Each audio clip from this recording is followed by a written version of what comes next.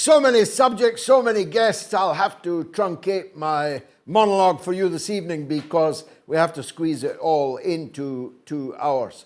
The February 25 No to War, No to NATO rally in central London goes ahead this time with an unshakable venue having been badly let down, unlawfully let down by 2 previous landlords.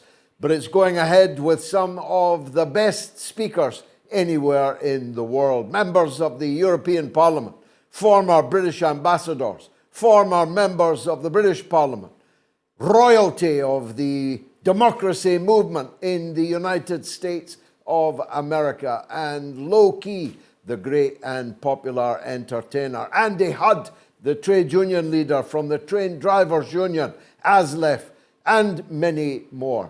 It starts at 11 a.m. in central London. You'll be told exactly where on the evening before, most likely, and by social media, so stay tuned. But it's in central London. There's a queue for you. Now, leaving aside the thugs of the NATO support base, the misogynistic, evil, wicked, and utterly berserk thugs of the NATO support movement that most people with any sense have now blocked, leaving aside the other stories which I could have covered at length this evening, like the popular Mail on Sunday journalist Peter Hitchens being secretly surveyed by the British Army. I'm not making that up. Like the Right Honourable David Davis, a Privy Councillor, a councillor to Her Majesty the Queen, who was being secretly spied upon and surveyed by the Queen's Army in the run-up to and including the COVID emergency through which we passed before the Ukraine emergency, leaving aside the sacking of someone called Zahawi or Rashid Sawawi or something like that, being sacked for a gross breach of integrity by Rishi Sunak. So it must have been very gross indeed.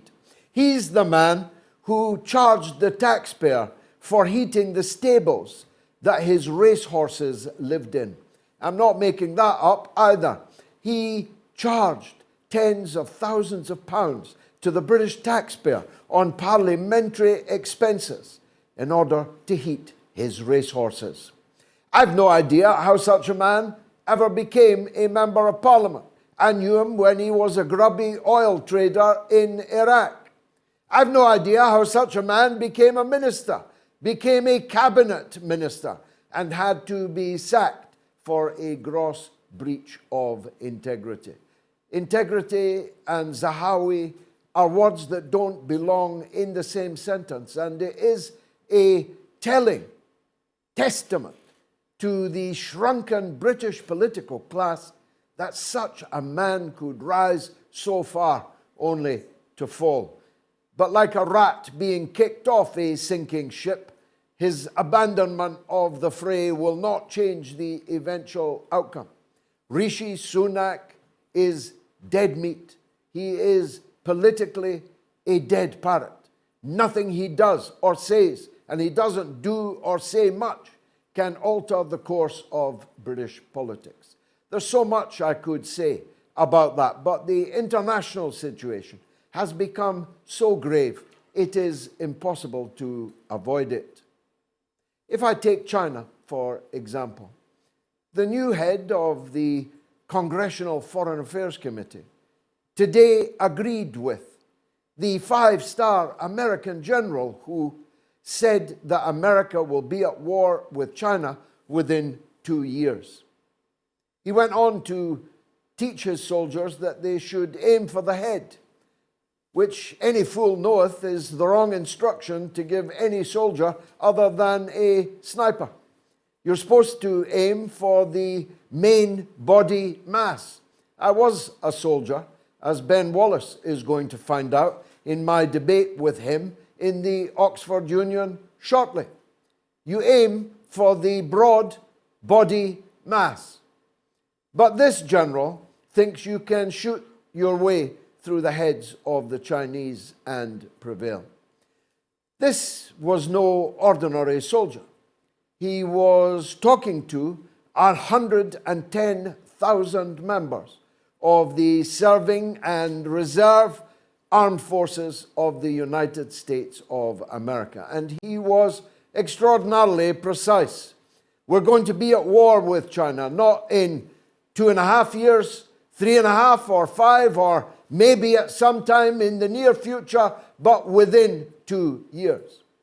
It has the benefit, of course, of making China fully aware of what is in store and what all these maneuvers are paving stones towards. It makes China know all the more keenly that Russia must prevail against NATO in the Ukraine. And I'm not sure the general fully thought that through. You can look forward to intense, increased coordination and collaboration between China and Russia, as both countries now know from the horse's mouth that the destruction of both of them is the American policy goal, and not in the distant future, but in the case of the next 2 years. This was bad enough. Following on from the decision of the German government, I was going to call them, the Gauleiters of Joe Biden in Germany, finally succumbed to the hullabaloo and agreed to supply their panzers to cross the Ukrainian border to fight Russians again. As the Croatian president put it, well, good luck on that. They might have better luck than the German panzers which crossed all those decades ago in Operation Barbarossa. Or they might not, as he put it. They might fare better than the American Abrams tanks did in Iraq, in Syria, or they may not. They are in any case being delivered in such paucity as to be merely theatre, but theatre works both ways. Companies in Russia are offering tens of millions of rubles reward for whomsoever can destroy a German Panzer or an American Abrams tank. And I myself, looking at it entirely dispassionately, don't think that these tanks will last 5 minutes if they ever appear on the battlefield. But the tanks are merely the latest opening baguette. The Ukrainian government no sooner received the offer of the tanks as it demanded F-16 fighter jets, long-range artillery that can strike deep into the heart of Russia, and German naval submarines. There's no end to the voracious appetite of the Zelensky regime. Ukraine is a very demanding mistress, as Western countries are rapidly finding out.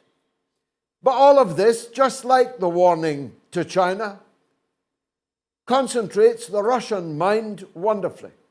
They know that the madness of crowds may well have set in the West, and that no one can guarantee that no piece of military hardware or no military intervention from NATO can entirely be ruled out.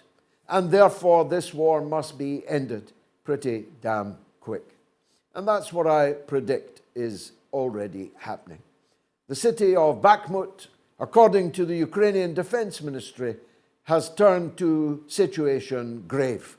And grave is the operative word for thousands of poor young Ukrainian service personnel have already given their life's blood there.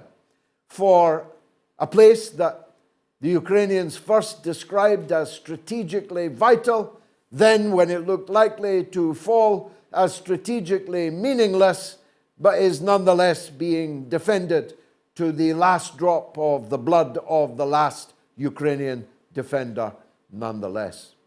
Bakhmut opens the road to the landlocking of Ukraine. Now, I have been saying for many months, a vital war aim of the Russian Federation.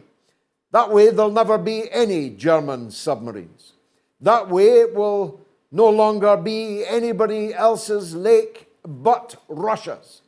That way, Western Ukraine, or what is left of it after the Poles and the Hungarians have taken their pick, and the Romanians and the Moldovans have taken their pick, will be the rump Kosovo type NATO protectorate that I have predicted all along. But last night, perhaps an even more dangerous theater of operations opened up. An earthquake hit the Iranian city of Khoi. It has injured hundreds, if not thousands of people. It has killed several people. There is no sign yet of the cause of this 5.5 on the Richter scale earthquake, but many are speculating, I'm not making this up, that a nuclear device was exploded in order to create that earthquake. No doubt, investigations by the highest international authorities will now be ordered by the United Nations Security Council. No, I'm only kidding. No doubt, the bombardment of vital Iranian military installations, which took place at exactly the same time, the same hour, in Isfahan, will be responded to with examination, investigation, and sanctions against the perpetrators. No, I'm only kidding about that also. According to the Wall Street Journal, and in the last hour, the New York Times, Israel carried out these bombing raids against the Islamic Republic of Iran overnight. U.S. State Department officials confirm to Wall Street Journal and New York Times journalists. Now, I'd be the last man to say that means it's true, but it is looking increasingly likely that Iran was attacked by Israel last night. Now, Iran did its best in the wee hours of the morning to downplay the events, to state that they were indeed entirely coincidental.